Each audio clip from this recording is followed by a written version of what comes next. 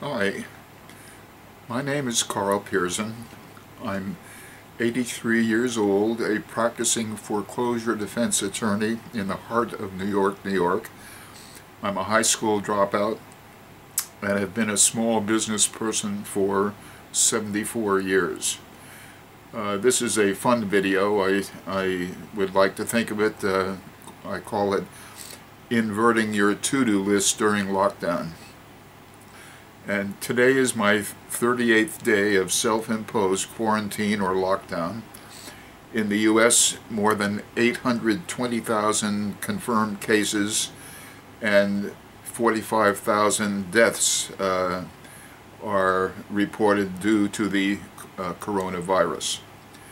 I thought you might want to do what I am now doing, which is some of the things that for years have been at the very bottom of my to-do list, with few prospects ever in getting done until this stay-at-home necessity in New York City and elsewhere in the country. I have, for the first time, all of the time I need to do several of these bottom-of-the-list items as I am getting set to explain. You may want to do technical cleanup as I am doing and to describe for you, or perhaps you should be doing cleanup of your tools, old appliances, garage, cellar, attic, storage closet, emancipated child's bedroom makeover, or Christmas or Hanukkah lights, decorations, and ornaments, just to identify some obvious things for you to consider. But let me continue with my end-of-list to-dos. My law practice increasingly relies on computer and internet technology, and I have allowed one of my computer systems to remain with the same hardware for 13 years, and through additions and changes of peripheral equipment, I have created what I call a wire jungle of about 50 assorted cables, electric cords, splitters, sound, scanner, fax, modem, networking, twisted pair, printer wires, and telephone cables, all in a thoroughly entangled mix or jungle in an otherwise unused corner area of 3 feet by 2 feet. My task began when I realized that my 4-year-old, almost totally unused backup computer with a shared monitor, when I switched to the backup computer, turns itself into permanent energy saving status, which turned the shared monitor into a black screen when trying to use the backup computer, coupled with the problem that my fully loaded game-oriented older computer manufactured 15 years ago, which I bought used 13 years ago, no longer had any sound for several weeks, in spite of my purchasing and trying to use a USB sound card adapter flash drive with earphones plugged into the computer. I knew that the combined effort to try to resolve these problems would take 20 to 40 hours of my time, and I'm now updating that to 40 to 60 hours based on my experience so far. But what the heck? I'm in voluntary lockdown because of my age, and I have all the time in the world, at least I hope, to try to deal with these problems for the first time. I started with a broken backup computer and labeled each wire and created a complete record of each step taken so I could reverse my steps at any point if needed. As an aside, I think at the very beginning I should have created a list of every step that I plan to take and then have that as a guide for change or to follow. I didn't do that. But anyway, I dismantled one by one each of the wires attached to or coming from the broken computer and its 2 speakers, which took some time because the cables and wires were woven through a hole in the desk, wrapped over or under the desk legs, and woven among the 50 other outlet strips, cables, wires, switches, old modem, and other items in my wire jungle, plus a lot of dust. But finally I extricated the broken computer and marked it as broken and stored it for subsequent disposal. The wire jungle became a little less of a wire jungle as a result. Then I attacked the expensive sound system in my 15-year-old working computer, which I have to clean several times a day to have enough RAM to work with, although it still is far too slow. It's 3.2 on the scale of 5. Warning, this is important. Before you shut down the computer, remember, before shutting it down or doing anything else to change the hardware on your computer system, remember and act upon this warning from me. First, do a backup of your important files on an external drive such as my book, or a large capacity flash drive, or backup to the clouds. So those are the important files. Do that first. And then back up all of the files, including the ones you just backed up. Let me repeat this warning. Before you shut down the computer or do anything else to change the hardware on your computer system, do a backup of your most important files in the clouds or on an external drive such as my book or a large capacity flash drive, and then back up all of the files.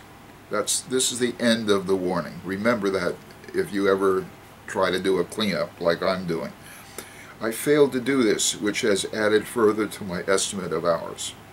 I made a further mistake in assuming that the worst thing had happened to my 15-year-old computer.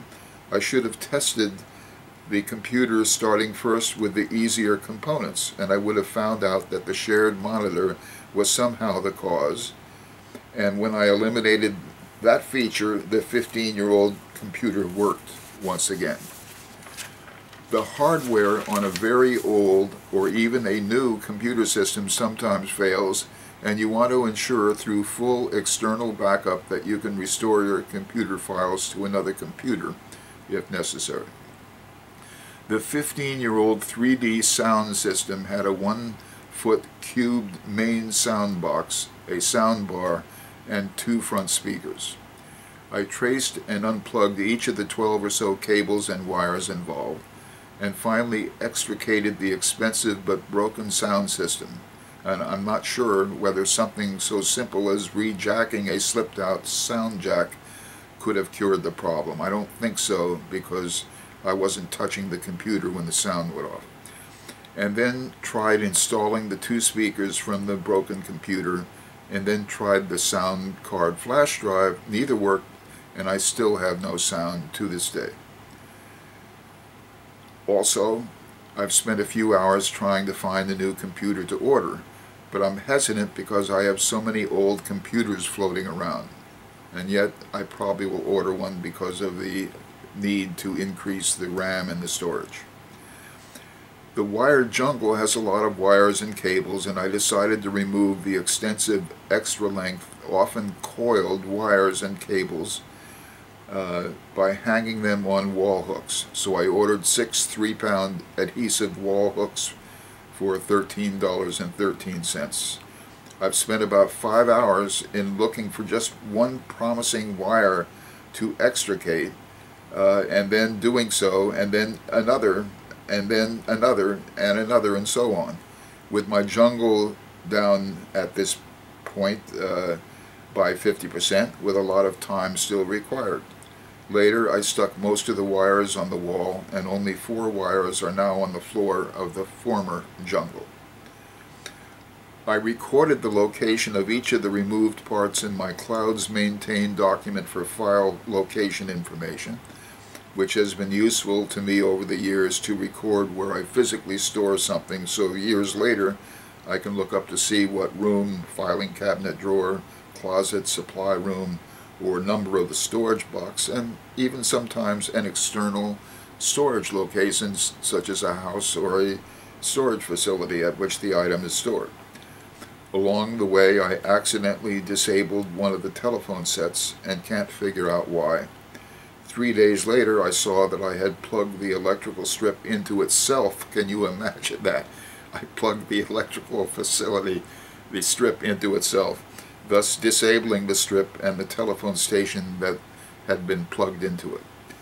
As a result of this work, which I never had the time to do before my voluntary lockdown, I hope to restore sound to my 15-year-old computer, still loaded with essential applications for running my law firm, and or get a newer, faster one with more RAM and storage. I want to stop having to remove files every 2 or 3 hours in order to make the computer start running again, and I want a corner area free of unnecessary wires, with most wires removed from the jungle floor and hanging from the adhesive wall hooks for possible future use or permanent removal. These wall hooks enable me to remove some of the wires and make the remaining number of wires easier to deal with. In addition, as an aside but related topic, I did not know or somehow lost my username and password for my landline cable provider and the password for the 5G broadband service, which I needed when I decided to get a smart TV. I ordered the smart TV about 2 weeks ago, and the next day I spent at least 10 hours chatting with the manufacturer and the cable provider, and finally the one-day-old smart TV gave up and refused to provide any visuals while playing sound for the 110 channels I could get through with the remote that came with the set. After the 10 hours of effort, the TV manufacturer decided I needed to take the one-day-old smart TV to one of their service centers in Queens, New York, for free inspection and presumably free repair or replacement under the warranty. I didn't explain that I'm in voluntary lockdown for fear, in light of the 4 or 5 coronavirus-related questions they asked me in chat mode, that they might change their mind about looking at the set. I'm worried that if I don't show up in person, they might refuse to accept delivery of my smart TV because they have no coronavirus questions answered by the delivery person, who obviously touched the box in which the TV is being delivered. Oh, it's getting so complicated in life. Anyway, if you are in lockdown, you might want to do something economically useful that you otherwise would never get done. But don't forget, if dealing with your computer setup, to do a full externally stored backup first before turning off the computer for any reason whatsoever. I hope this video enables you to do some planning and use of your time to enable you to survive the financial tsunami that appears to be on its way. Well, I've said what I plan to say, and I'll say so long until my next video.